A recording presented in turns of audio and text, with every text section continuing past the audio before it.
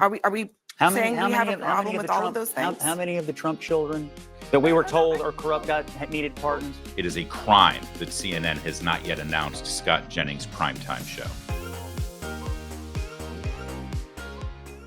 All right, let's go right to the panel yesterday, last night. Again, they're analyzing this Joe Biden pardon of Hunter Biden. There's been reactions all over the map, but those diehard leftists who are just trying to convince everyone that not only was this okay for him to do, not only did he not lie about whether he was going to pardon Hunter Biden, but actually this is a good and virtuous thing to do because Trump, darn it, Trump. Take it away.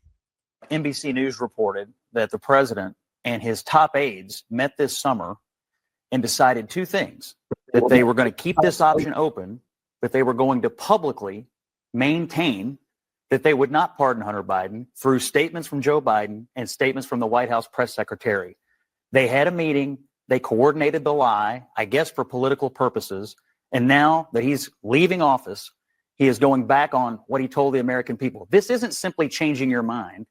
This is just fulfilling what you always intended to do. No Republican is shocked that he is doing this. What I am shocked at is the duplicity of the president of the United States and his top aides to come together and form this lie and stick to it this entire time. We all knew it was ridiculous, and now the American people are seeing what a disgrace he really is. I think it's incredibly rich to have you say that the people got together and they were duplicitous and they created a lie. NBC News said it. I'm saying they created a lie because honestly, what the other side has been saying for years, what you guys ran on for president was multiple lies. I mean, if Eric Holder said it right, I think he said if Hunter's name was Joe Smith, this case would probably have never even gone to trial, right? That it was always a political witch hunt, and it was always.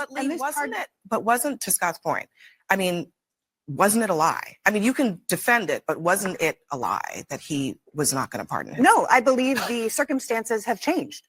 I think that we now have a president coming into office who's talking about firing squads, who's talking about running people around the country and making sure that everyone who's his enemy is going to be punished. And Hunter Biden lied about his drug use on a government forum when he was buying a gun. And he failed to file and pay taxes when he was a drug addict. He paid back those taxes with interest. Donald Trump himself was indicted for 17 counts of criminal tax fraud, more than Hunter, and he's going to be the president of the United States. 11 years. So you're missing a few things here. 11 years. Okay, so first of all, Hunter's name. But we got to see this epic eye roll from Scott Jennings again together. Shall we watch it? Also, this woman, Lee McGowan, she's a social media host and content creator for Politics Girl. I kind of consider myself a bit of a content creator, and I suppose I host a show that is put out on social media, right? So if I may be a colleague in the craft and criticize her style, it drives me nuts when people go on these shows and they have to read everything that they say. It drives me insane that they have to look at a sheet of paper. I understand that there are politicians and comms people and party operatives who send you talking points, but don't bring the talking points to the panel discussion and read them off on the sheet of paper in front of you. So pay close attention to those two things. Scott Jennings' epic eye roll, which should go in the Hall of Fame of eye roll television reactions, and Ms. McGowan literally reading the talking points she's been handed. Was Joe Smith, this case would probably have never even gone to trial, right? That it was always a political witch hunt, and it was always.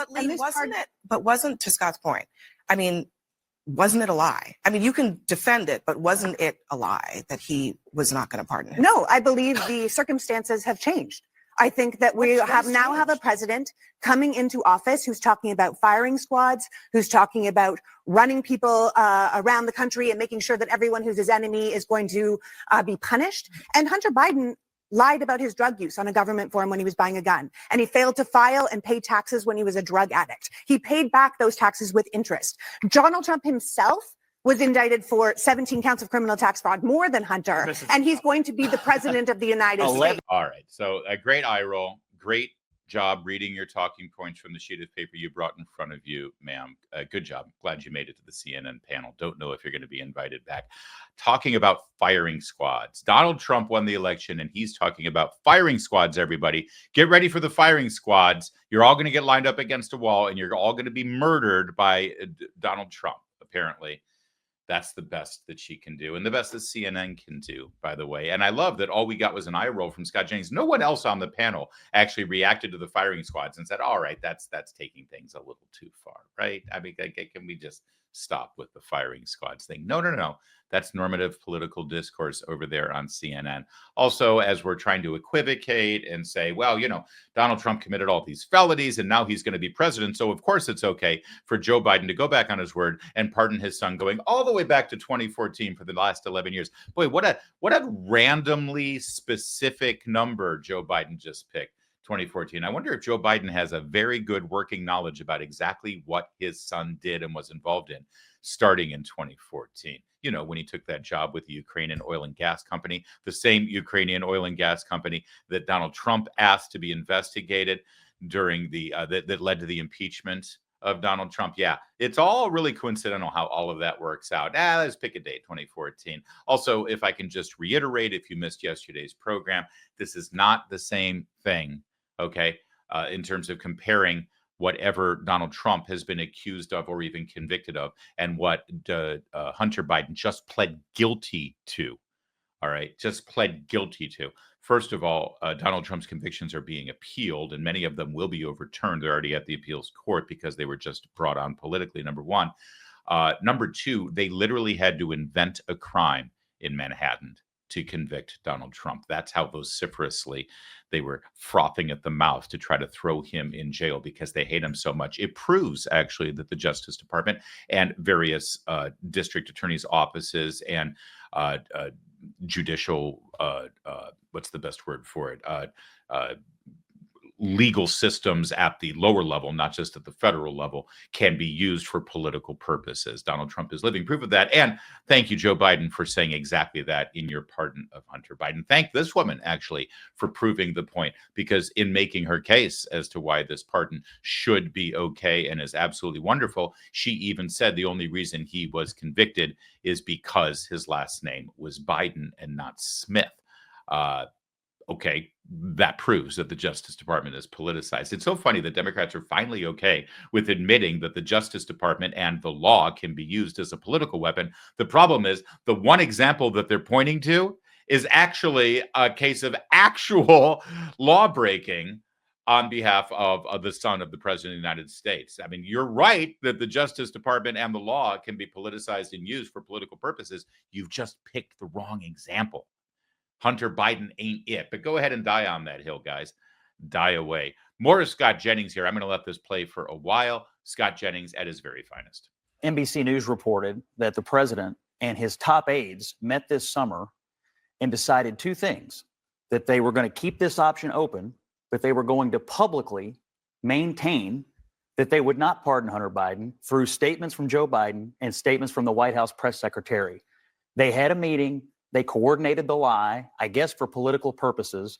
And now that he's leaving office, he is going back on what he told the American people. This isn't simply changing your mind.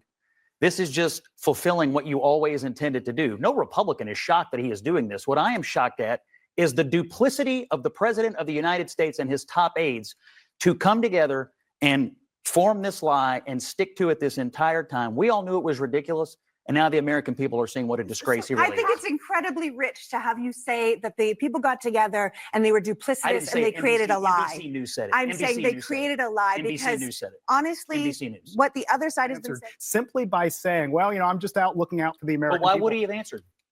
What do you mean? Why would he have given such an oddly specific denial numerous times? What could it have possibly been? Scott, I have no idea. All politics, corruption, partisanship, grifting. That's the answer. Would it have been? The Trump administration had an opportunity to investigate it. They could not verify the things that you're alluding to. They tried to, and he got impeached over it. They impeached Donald Trump over the investigation that Hunter Biden has now gotten a pardon for. You don't think? Just a quick point of fact.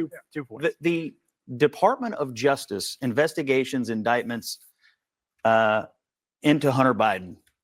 This has nothing to do with the Republican Party. They don't run the Justice Department. The Justice Department, as you might know, since you had been in the government at one time before you lost your race this year, is an agency of the executive branch. The Attorney General is appointed by the president. This is the Biden administration investigating, charging, and ultimately finding conviction of Hunter Biden. The Republican Party runs no investigation. This is an official DOJ action, is it not? All right, real fast, I just need to jump in here. We'll let this finish in a minute. It's a montage of Scott Jennings' greatest hits last night.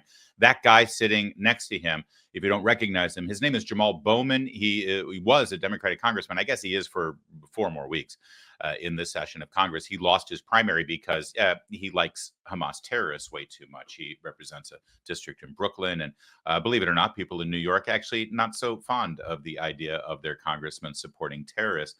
He's also the guy who pulled the fire alarm during the debate and leading up to the vote in the House of Representatives over the budget. Yeah, that guy. He's a congressman. So Scott Jennings just pointed that out, sort of tweaked him a little bit about the fact that he lost his race, his primary against another Democrat. He'll come back, but I just wanted to lay out exactly who he is when he starts to chime in again. Well, Just say yes. It's no. okay. So Mhm. are we saying we have a problem with all of those things? How many of the Trump children that we were told are corrupt needed pardons? 0. Scott, No one Scott, looked into okay, them, to Scott. be- I to would your love to know point, what to Jared your Kushner was point, getting Scott, $2 billion to your point, from the Saudis. the Trump children did not face federal charges. To your point, I'm going to give you that.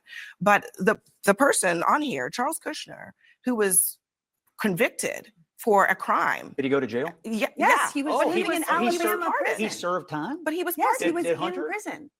He did They've not. completely different It crimes. strikes me that one of the arguments against So This you pardon. didn't answer the He's question. literally though. moved Are from a those jail things cell in okay? in my Alabama mind, to a they're not equivalent. They're I'll not answer. equivalent in Guys, any way, hang shape, on a or second, form. please. But you're bringing up an issue, and you brought it up, so I want to address it. This idea that Hunter Biden is being selectively prosecuted. Mhm. Now, one of the core criticisms of the Republicans, and Trump specifically, during the Biden years, is that the Department of Justice is engaging in selective prosecution and investigations of Republicans. And today, what I hear Democrats saying is, you know what, you're right. Joe Biden's DOJ does engage in selective prosecutions, which is exactly why we need people to come in and clean it out now. There seems to be bipartisan consensus. But Selective does prosecutions. it open that door, Congressman? What door? I'm sorry. The door Can I to ask a question? Do you all think that Merrick Garland should be fired because of this corruption at the DOJ? You think there's corruption there? You think this was a politicized witch hunt? But the No. Attorney General should be held accountable, no? These charges were trumped up because his name is Hunter Biden. But wouldn't Period. wouldn't you, if you were He the had president, to would you direct- believe the Attorney There General? were- Let's Hold on, consult. let me Let's let him consult finish. our legal No, I expert. That's my favorite part. It's the one question that every Democrat, and of course, by extension, every member of the media who's paid to read a teleprompter, like Abby Phillips there, must confront. If you agree that Hunter Biden was being prosecuted, investigated, and pursued solely because he's Joe Biden's son, then that means you concede there is corruption at the Justice Department, and shouldn't Attorney General Merrick Garland step down in shame?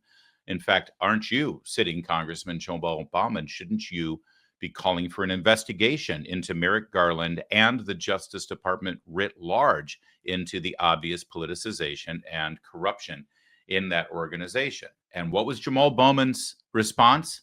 Why don't you ask this guy over here? He literally just said, don't ask me. I'm only a congressman sitting here, and I'm only here to answer questions, but not yours, Scott Jennings. I mean, look at his answer. No. These charges were trumped up because his name is Hunter Biden. But wouldn't Period. wouldn't you, if you were He the had president, to would you direct- believe the Attorney There General? were- Let's Hold on, consult. let me Let's let him consult our legal I expert. just- NBC News. Consult the legal expert. That's Jamal Bowman, who I think was asleep at one point during that panel discussion, too. That was just a highlight reel of Scott Jennings' best stuff. When Donald Trump comes into office and he has a new attorney general, a new FBI director, obviously they're going to investigate a lot of this corruption, a lot of these crimes that have gone uninvestigated. Could I suggest one more crime that Donald Trump might want to investigate? Because there's a crime happening right before our very eyes. In fact, we're witnessing it. It is a crime that CNN has not yet announced Scott Jennings' primetime show. There's an absolute crime against all of television, against entertainment, against information, against anyone who would like to have their opinion expressed articulately and properly and vociferously in primetime on CNN. If you'd like to tune into CNN in primetime and see one person, just one person, host a show on their entire lineup that actually speaks for you and in an intelligent and articulate way is capable of communicating your positions and your politics, I know it sounds crazy that you don't have one show that does that. Scott Jennings could do that. They've got him under contract right now. It is a crime, absolute crime. My only guess is that they've offered him the job and Jennings is under contract and he says, yeah, you know what? I'll just wait for my deal to expire here. And then maybe I'll get greener pastures at a network that people actually watch. That said, the delightful opportunity that we all have to watch Democrats and media members disintegrate and reach this cognitive dissonance in their brain. You can see two worlds colliding all at the same time. Has been delicious. And the Schadenfreude, well, there's enough to go around. By the way, if you like Schadenfreude like I do, you probably want some cold beer with it too. There's something about the German aspect of it. It just helps wash it down better. Dan Goldman, one of the stupidest people in Congress, but you got to hand it to him. He's in a safe district. And so he is willing to make any case, any argument, take any stupid left-wing position going after Donald Trump and defending Biden and his corruption. He's been able to do that without ever worrying about losing his seat in Congress. So God bless Dan Goldman. And something remarkable happened yesterday with Casey Hunt on their program at noon. In the afternoon, 3 p.m. Dan Goldman was confronted with what Dan Goldman said about Joe Biden and a pardon many, many months ago.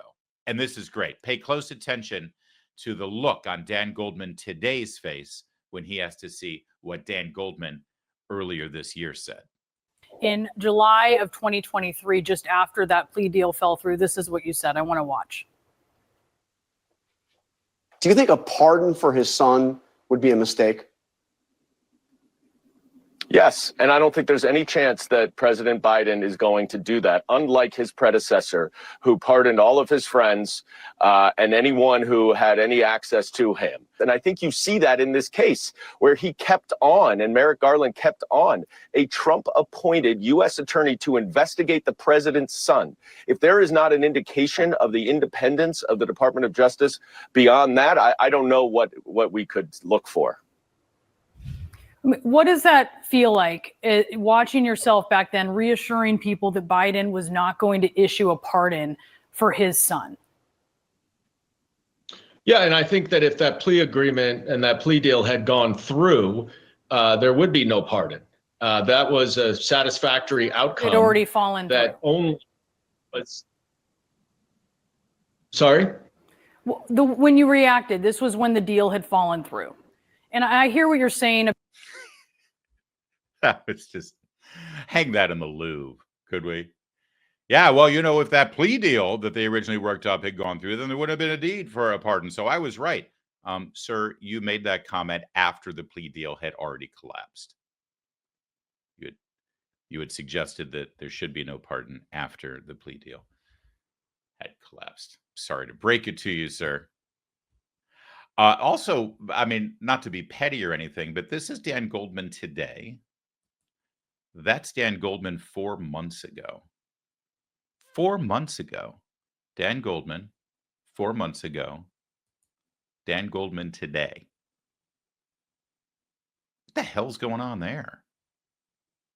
That's a radical change in appearance in just 4 months, isn't it? Is there a Caitlyn Jenner situation going on here or something? I mean, not that there's anything wrong with that or something, I guess. But that's creepy.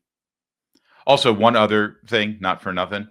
That's Dan Goldman's office, I'm told, where he's Skyping in from. Look at the bookshelf behind him. One book. One book. And it's titled Manhattan, which presumably is the place where he's actually sitting at that very moment. So he's got a book about the place that he's sitting in. I guess because at various times when he's in his office, he's like, you know what? I'd like to read up a little bit about the city that I live in. I'm going to pull my one book off the shelf right behind me here. All right. We go from that weird dude and his bizarre political takes to this weird dude and his, frankly, dangerous un-American political takes. He's Jamie Raskin. He represents a congressional district in Maryland that literally is right on the border of Washington, D.C. You can't get swampier than Jamie Raskin. Jamie Raskin basically represents D.C. in the House of Representatives. He led the charge in the Trump impeachment. He's been one of the fiercest defenders of Joe Biden in the Judiciary Committee. Now, this clip is super, super interesting because this is from Sunday at noon on State of the Union. This was about 6 hours before the announcement of Joe Biden's pardon. Okay? Now, bear that in mind. And we're told by Karine Jean-Pierre that Joe Biden made his final decision about this pardon over the weekend. So as you watch this segment play out with Jamie Raskin, knowing that 6 hours later, the announcement of the pardon came through, I want you to imagine Joe Biden sitting there with his oatmeal in his jammies, watching the television, sound way up so he can hear it, right? I'm guessing that he was looking for his Bugs Bunny cartoons, maybe Powerpuff Girls, and accidentally stumbled upon a news show. And he said, "That guy, I know that guy." And he started watching. And now understand, up until this moment in the program, Jamie Raskin's been spending a ton of time talking about the integrity of the Justice Department and how he's very concerned about the Trump administration coming in and using the Justice Department as a political weapon and issuing pardons for people who were involved in January 6th. He's very worried about pardons being issued for January 6ers because, well, Trump is falsely accusing the Justice Department of playing politics. All right. Now you've got all the backstory. Watch this fascinating segment. We've been talking about the politicization or lack thereof inside the Department of Justice, and Hunter Biden, who is now facing sentencing in a tax case and a gun case, his lawyers are arguing that part of why he's facing this is because these charges wouldn't have been pursued against someone who wasn't the president's son. Do you think President Biden should pardon Hunter Biden? So let's go back to first the selective prosecution point. And there is a defense called selective prosecution. If you can show that the government has a set of cases that all look alike, but they pick one person out to prosecute based on the claim that Donald Trump has been making about why he was targeted.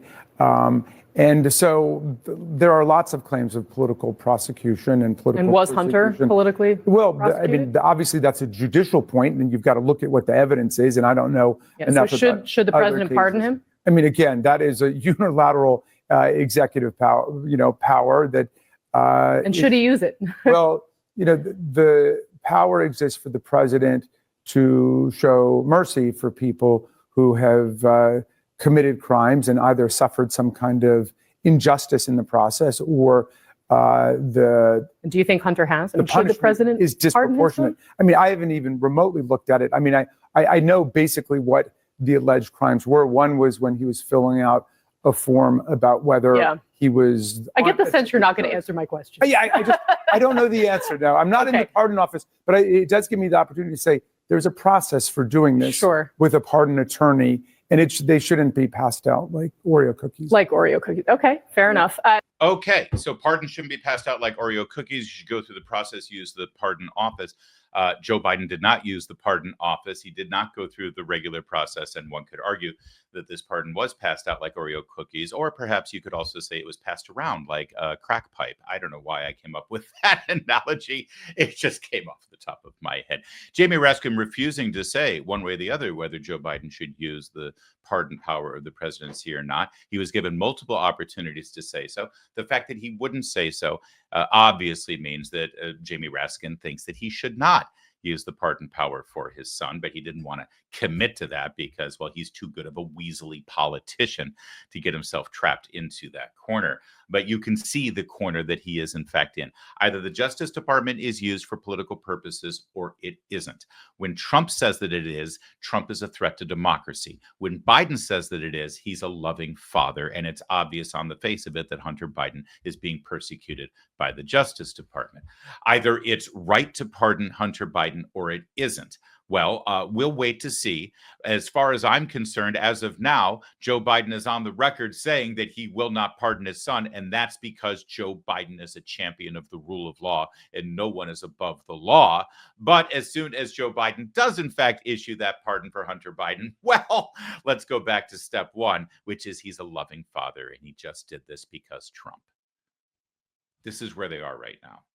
And there's a lot of navel gazing and a lot of questions about why the Democrats didn't do well in this election, why they got demolished, why they threw everything they had at Donald Trump, and the American people said, yeah, screw you. This is the guy we want. And there's a lot of reasons for that. But I'll maintain that one of the major reasons is what you're seeing play out right here, either from Jamie Raskin or the people sitting at that panel with Jamal Bowman or from Joe Biden and his actions here.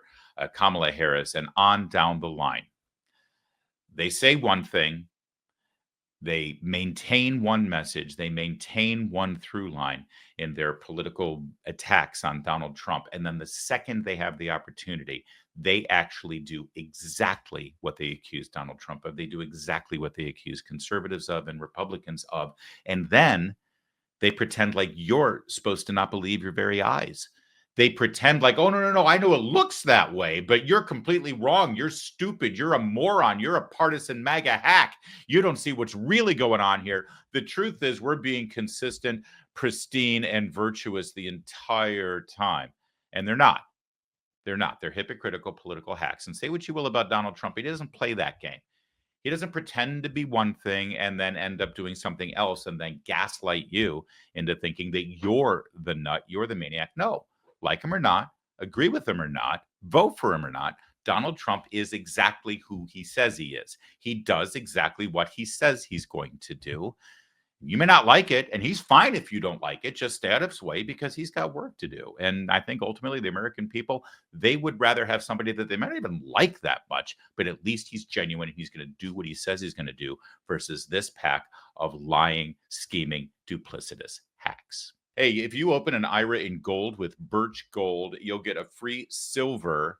Wait, let me rephrase that. You'll get free silver shipped directly to your home. That's right. It's the most wonderful time of the year, right? Silver and gold.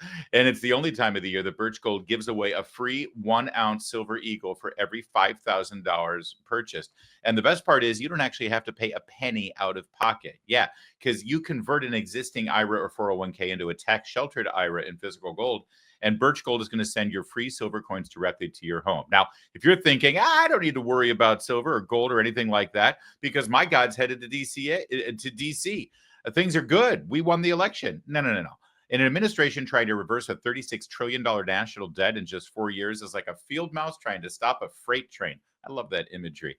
We have a huge amount to pay on the interest on the debt alone, let alone the principal. So take action now. Text my name, Larry, Larry, to 989898 before December 18th, and you'll get a free info kit on gold, and you'll claim your eligibility for that free silver on qualifying purchases from Birch Gold. Do this before December 18th, though. Again, text Larry to the number 989898 for peace of mind that lasts longer than just 4 years.